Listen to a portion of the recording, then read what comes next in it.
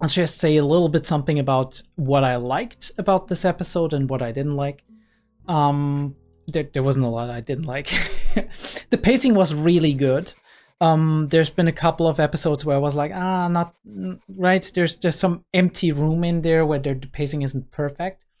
But this one was really good in terms of like just the only complaint I have is the double cliffhanger right after the last episode and now again, which is kind of stupid.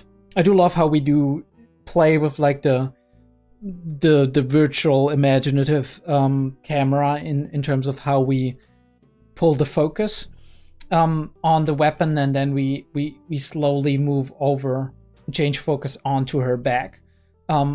He seems to be contemplating a lot, right? And on the one hand, it's obviously, how can I use her? Right? How can I use her? Right? She might still be useful for me. But on the other hand, I do feel like maybe he has some attachment, right? Some connection point. He said it after she had her bluff here, where she was like, right, I got the photos, you're not gonna get them. And she's trembling and he sees that, but he's like, you got guts, right? I did like that. That impressed me for a second. And maybe he didn't have that, right? He didn't experience that before in somebody else or in a woman. And if he had sex with her, he definitely is attracted to her. So there is an element where he's compromised, right? Even if he is supposed to kill her, maybe he can't completely kill off his feelings, right? Kill off, not right, warm feelings, but feelings of like, right, I had some kind of relation with this person. It's hard. Pause. Yeah. But yeah, she's playing her card, she's pokering it, and he's like, you know what, you live. But I think in this moment he is trying to convince himself why he wants to let her live, and his reasoning is, I can use her. I can use her more. With like Tenma and whatever.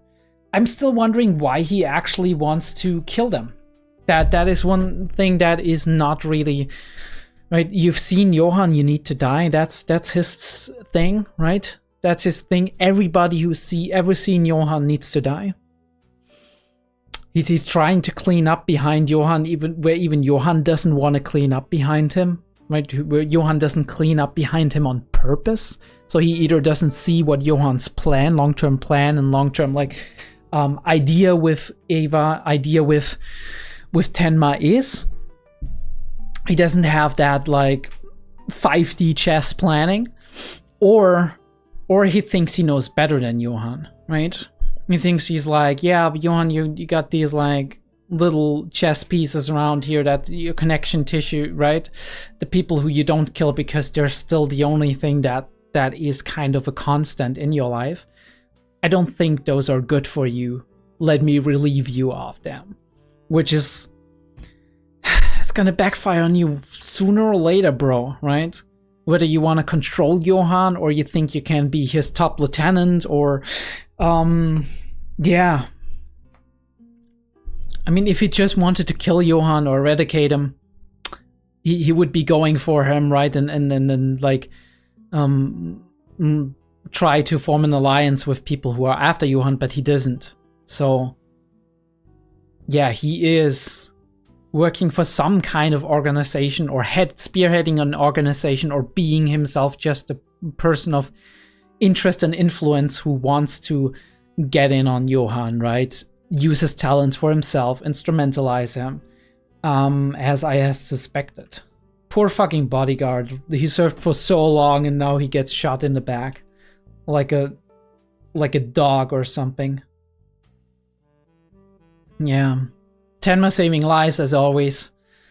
I mean, should have seen that coming, right? Should have kind of just seen that coming. I do love these close-up shots where it just talking about Johan and how he put up an organization with laundering money, like the biggest on the black market, with huge influence, right? At the age of 15, and then he just disappeared and everything went into chaos. People were infighting. I mean, this is basically like Roman Empire-esque, right? Where you have like the Caesar and Caesar is no more, right? And then the Senate and the other emperors that follow after him are squabbling, and the entire empire falls apart. I mean, that's not all that was, right? It's just too many regions to manage for the methods we had back then.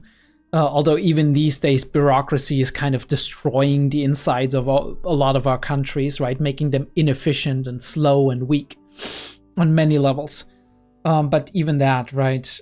This is kind of just one man having a vision, right? You see that on Game Project, for example, a person who is a director who has a really good vision for a good game, and he puts it down. He's like, this is what we're gonna do, right? And then, right, he's responsible, or they are responsible for steering the wheel and being like, okay, this feature sounds really super interesting, but it's not far along and it takes a lot of time and resources to develop. It's kind of branching off too much. This is our vision, let's stick to the vision, or let's make it simpler, right? All of these things to kind of put a project to the end. And this is like one of the talents that Johan has, where he can organize people, where he can not just manipulate them, but also tell them what to do and do it in a way that the system works, right? As soon as he's gone, everything falls apart, and we have our next clue for Tenma, which is Munich, the most expensive city in all of Germany in terms of like the rent and all of that, interestingly enough. Also home to one of the most famous football clubs of all of Germany, Bayern München, which is also internationally known.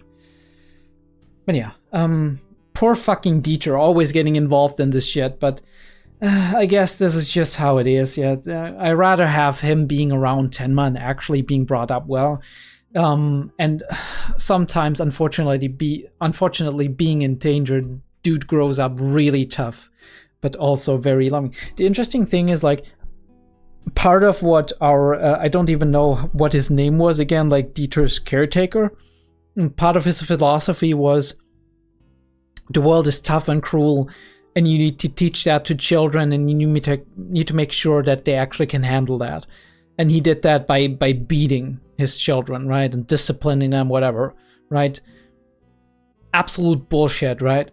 But that core part, right, that the world is potentially dangerous, right? That might apply, right? That might be a thing that's true, right? So you have to separate these from one another and be like, okay, what can we do with that, right? And here we see a good example of how we can actually do that. Obviously, it's not ideal to put a kid into dangerous situations, but Tenma lives in a dangerous world. And with Dieter being with Tenma, that means that Dieter lives in a dangerous world too, and has to learn how to deal with that. But at the same time, he's being brought up by a person that is compassionate, a person that is free of like all of these feelings that, for example, Ava is showing, which is like this pettiness, right? This possessiveness, this obsession, like a bloodlust for revenge kind of deal, right? He's free from all of that, and he's teaching Dieter how to treat human beings like human beings, right? Like other human beings. Treat them fair, treat them humanely, be there for them, help people. And we see that in every action that Dieter takes, right? The way he engages with the bodyguard, the way he immediately helps Ava, despite her being right with a gun and whatnot. But she's like, the moment he sees something good in her, the moment he realizes she's not a danger for him, right? And she possibly even wants to help us, he's like, come on, lady, I'm not gonna abandon you. And this is Tenma. This is through and through Tenma, right? And this is how much Tenma has influenced Dieter, and how much, right, when we met this guy, right, when we met this kid, he was like, leave me the fuck alone, dude, right? He didn't want any help. He was like, get the fuck away, stranger, right? And now he's helping strangers who were potentially dangerous just a second ago. He's helping them because he knows it's the right thing to do. Still don't know how to put you, Roberta. Holy shit. And Ava is, I don't know, Ava is such a difficult person to unwrap. We had the thing in the beginning where we were like looking back at Düsseldorf, and she was so possessive. And she saw Johann, and then she still decided to rat him out to the police. The interesting thing I realized this episode is that she never wanted him dead. As much as she was going to say, I'm going to kill him, or he's going to regret it, whatever. She never, first of all, she never had a real concrete plan. She just wanted to see him again and somehow pay him back for all of the pain he caused her in her eyes. All that externalizing still going on. But at the same time, she never wanted him dead, right? She still clung on to him, and we've seen that throughout every episode she was in. She's clinging on to him as this thing of the past where she was apparently genuinely happy, genuinely had a good phase in her life, right? Something that was stabilizing her as a person, even beyond her tendencies that she probably had before, right? Alcohol, whatever, right? All of these things. She had these tendencies before, being manipulative, all of that. But Tenma stabilized her, right? And was possibly just the love of her life, right? And this is, and possibly some of these others, right? Especially like that gardener or whatever could have been. If what she's seen, right? If fate had played her a different hand, but it wasn't to be. But as nasty as she is, right, as much as she's like has it in her mind that she's gonna pay Tenma back, like in a bad way. Whenever she meets up with him, right, whenever she gets close to him and can actually partially interact, right, or whenever she's got the chance to do something really, really bad to him, and I'm not talking about getting him arrested, because for her that's like he's sitting in prison, right, he's imprisoned, but he's not being hurt. He's not being killed, all of these things, right? Which is very interesting because it means like she just wants to have control over him, right? She does have that desperate need for control, right? Because she doesn't have, or at least in my opinion, she doesn't perceive to have control in her personal life, right? All of these things that were going wrong, and now her alcoholism and all of that stuff, she doesn't have any of that under control. Not her emotions, she's getting more and more impulsive, and she, thanks to the alcohol probably as well, right? Because that is what it's doing to you. There's a lot of stuff happening. Brain matter dying. Dysfunctional behaviors being established, right? That alcohol has, like, at least is partially responsible for, not completely, obviously, but, right? Base tendencies have to be there, right? Base problems, psychological problems have to be there, but it's making it worse and worse and worse and worse, and we're losing control of our emotions. We can't control them as well. We can't control our actions as well, right? Outbursts, all of that. We can't control our needs, our desires as well. And as much as she's intelligent, shrewd, manipulative, all of these things, she doesn't know herself. She doesn't know herself all that much, and that is sad, but that is the truth, right? When it comes down to it, she decides against killing Tenma, which makes perfect sense to me. She never wanted him dead. She always just wanted that control, right? And for her, that is this element of her life when everything went wrong. She wants to go back there and take control of that thing. And Tenma is the person who impersonates that very thing, right? That phase in her life where everything was still fine, where everything was under control and dandy. Her father was alive, right? She had a husband, right? She was looking forward to an amazing life. Yeah. And everything went wrong, and now she's desperately clinging to that, to getting that back. And whatever comes her way in terms of information, she contorts it in a way that is in line with her desire, right? With her like desperate, with her desperation to get control over her life. And yeah, this confirms to me that she doesn't believe Tenma killed her father. She just wants to get him under control, basically, which it would be in her mind kind of like like the thing that symbolizes to her that everything's going to be fine again in life, which is not true, right? Once she gets him confined, he's in prison or whatever, she's not going to feel better. She's going to try, right? Let's spin that through, right? Let's go that through. He's in prison now. What is she going to do, right? She's going to visit him. She's going to start to try to be the person he confides in. She's going to try to get romantic with him again. Be like, Tenma, look, I know you've been through a lot and people accuse you of a lot, but I believe you, right? And I'm the person who, I was wrong, right? I'm sorry, I can't take it back anymore. But I'm gonna be there for you. I'm gonna be the person that is your rock and whatever. And she wants to be that person, right? That his world revolves around. But then he's gonna reject her. He's gonna be like, yeah, I mean, right, all nice and fine, and I'm glad that you see that, but we can't do that anymore. This is not good for me. And then she's gonna be even more hurt, and she's gonna not know what to do with herself, right? She's not gonna know what to do with herself and how to take control back, because there's no aspect in her life where she can't take control anymore, right? No sex where she can take control in the form of like seducing somebody, right, and having sexual relations. No alcohol where she can control her pain by blending it out. No other thing that she can, not even money anymore, right, at some point when she runs out of her inheritance.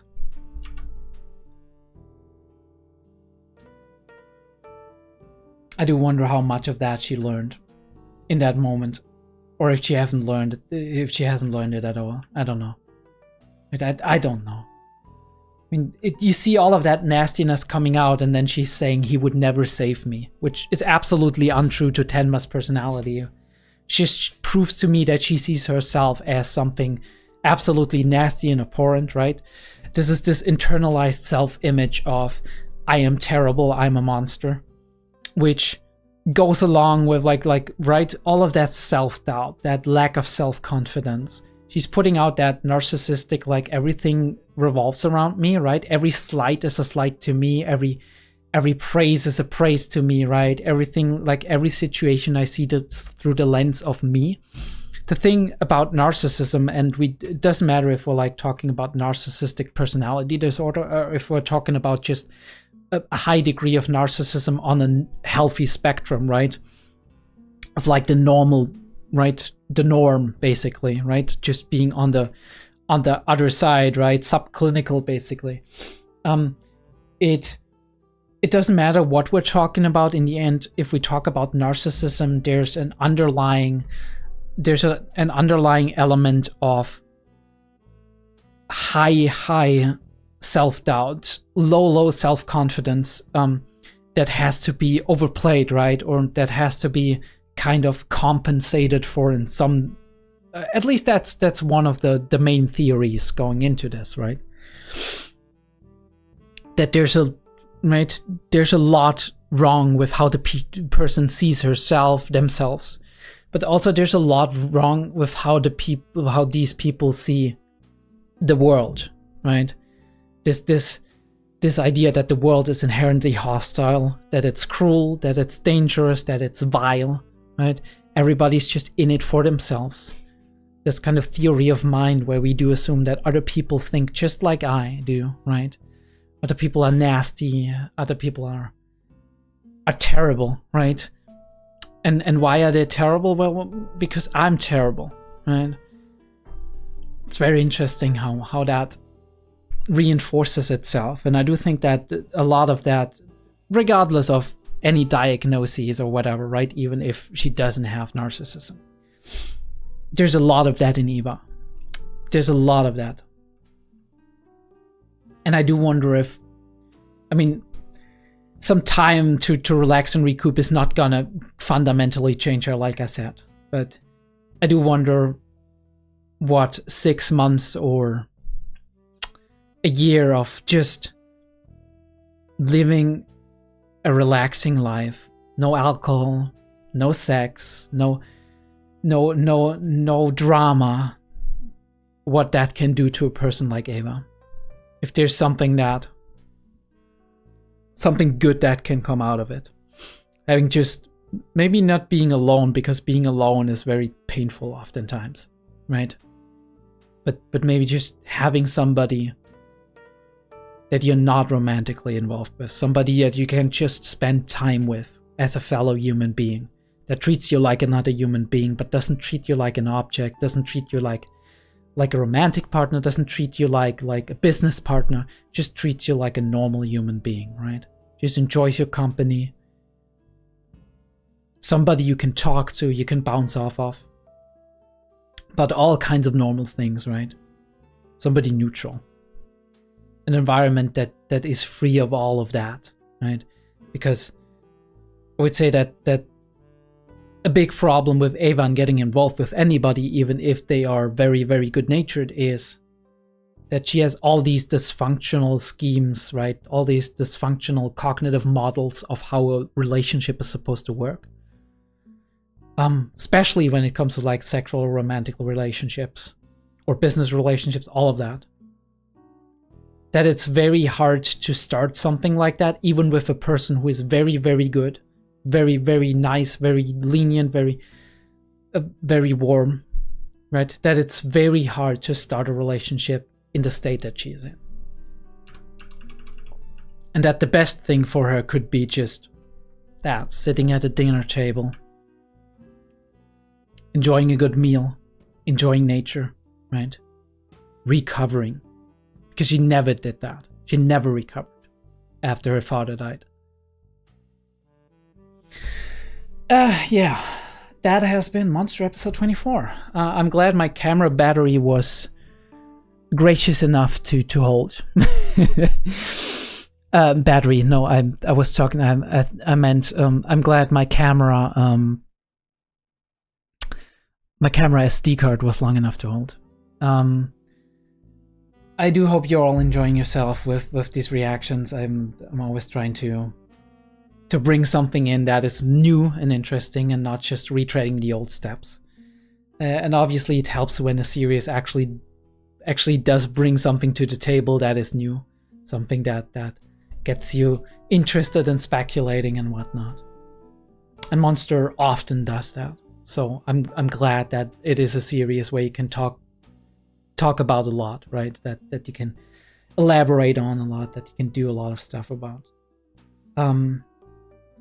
Yeah, this has been Monster episode 23 and 24. If you enjoyed these videos, this video, please leave me a like and subscribe. Check out the Discord, the Patreon, all of that stuff for early access, full-length reactions, all of that shit. Schedule updates, whatever. And I hope I'll be seeing you next time on Monster or on any other series I'll have.